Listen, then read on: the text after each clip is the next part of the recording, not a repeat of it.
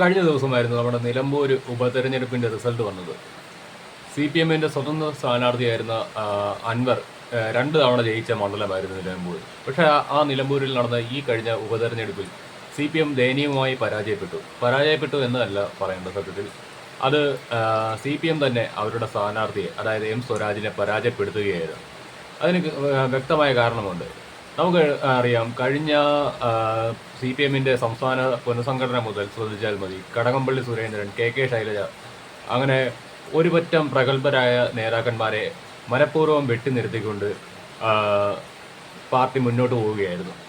സത്യത്തിൽ എന്തിനാണ് ഈ വെട്ടിനിർത്തൽ? ആ വെട്ടിനിർത്തലിന് കാതലായ കാരണമുണ്ട്. കാരണം ഇപ്പോൾ പിണറായി വിജയനാണ് കേരളം ഭരിക്കുന്നത്.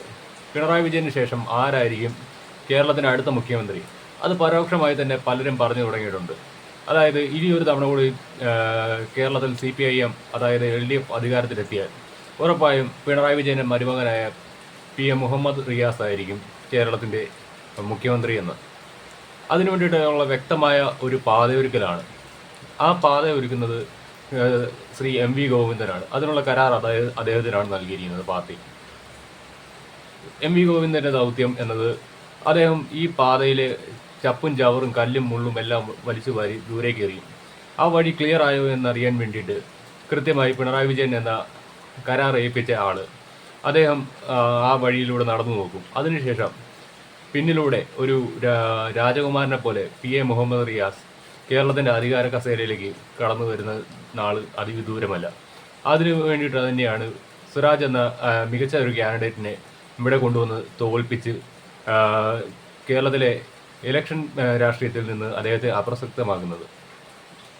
അതിന് വ്യക്തമായ കാരണങ്ങളുണ്ട് എന്ന് തന്നെയാണ് ഞാൻ വിശ്വസിക്കുന്നത്. അല്ലെങ്കിൽ എന്തുകൊണ്ടാണ് കൃത്യമായി ഇലക്ഷൻ ജയിക്കുവാനുള്ള കാര്യങ്ങൾ നടപ്പാക്കാൻ അറിയാവുന്ന CPM നിലമ്പൂരിലെ പ്രാദേശിക വിഷയങ്ങളിലൊന്നും തന്നെ ടച്ച് ചെയ്യാതെ സാംസ്കാരിക കേരളം സ്വരാജിനൊപ്പം എന്ന ക്യാമ്പയിനുമായി നിലമ്പൂരിൽ രംഗത്തിറങ്ങിയത്? സാംസ്കാരിക നായകർ ഒപ്പം നിന്നതുകൊണ്ട് എന്താണ് സ്വരാജിനുള്ള നേട്ടം? ജനങ്ങളുടെ അടിസ്ഥാന വിഷയങ്ങളിൽ ഇടപെടുവാൻ സ്വരാജിനോ അതേപോലെ പാർട്ടിയുടെ ആ ഇലക്ഷന് നയിച്ച ആളുകൾക്കോ സാധിക്കാതെ പോയത് എന്തുകൊണ്ടാണ്? കൃത്യമായ ലക്ഷ്യമുണ്ട് അതിന്. അതായത് മുഹമ്മദ് റിയാസ് എന്ന പിണറായി വിജയൻ്റെ മരുമകന് അടുത്ത തവണ കേരളത്തിൻ്റെ മുഖ്യമന്ത്രി കസേര, അതായത് ഇനിയിപ്പോൾ CPM അടുത്തതായി എപ്പോൾ അധികാരത്തിൽ വരുന്നോ അന്ന് CPM-ൻ്റെ മുഖ്യമന്ത്രി കാൻഡിഡേറ്റായിട്ടും PA മുഹമ്മദ് റിയാസിന് എത്താൻ വേണ്ടിയിട്ട് സ്വരാജിനെ പോലെയും ശൈലജ ടീച്ചറെ പോലെയും കഴിവും പ്രാഗൽഭ്യമുള്ള നേതാക്കളെ വെട്ടിനിർത്തേണ്ടത് അനിവാര്യമാണ്. അതുകൊണ്ട് തന്നെയാണ് PA ഷംസീർ എന്ന സമ്മന്നതനായ നേതാവിനെ കേരളത്തിലെ സ്പീക്കർ എന്ന പദവി നൽകി പാർട്ടിയുടെ ഔദ്യോഗിക ചുമതലകളിൽ നിന്നെല്ലാം മാറ്റി നിർത്തിക്കൊണ്ടിരിക്കുന്നത്. വ്യക്തവും ശക്തമായ അജണ്ട വെച്ചുകൊണ്ടാണ് പിണറായി വിജയൻ മുന്നോട്ട് പോകുന്നത്. അതായത് കേന്ദ്രത്തിൽ കോൺഗ്രസ് എങ്ങനെയോ അതേപോലെ തന്നെ കേരളത്തിൽ CPM കുടുംബാധിപത്യത്തിലേക്ക് മാറിക്കൊണ്ടിരിക്കുകയാണ്. ഇനിയിപ്പോൾ മുഹമ്മദ് റിയാസിന് ശേഷം അദ്ദേഹത്തിൻ്റെ പിൻതലമുറക്കാരനായിട്ട് വരുന്നത് വീണ വിജയൻ്റെ മകനോ അല്ലെങ്കിൽ മറ്റാരെങ്കിലുമൊക്കെ ആയിരിക്കും. അത് എന്തായാലും ഇനിയിപ്പോൾ CPM-ൻ്റെ അധികാരം പിണറായി വിജയൻ്റെ കുടുംബത്തിൽ കേന്ദ്രീകൃതമായി മുന്നോട്ട് പോവുകയും ചെയ്യും.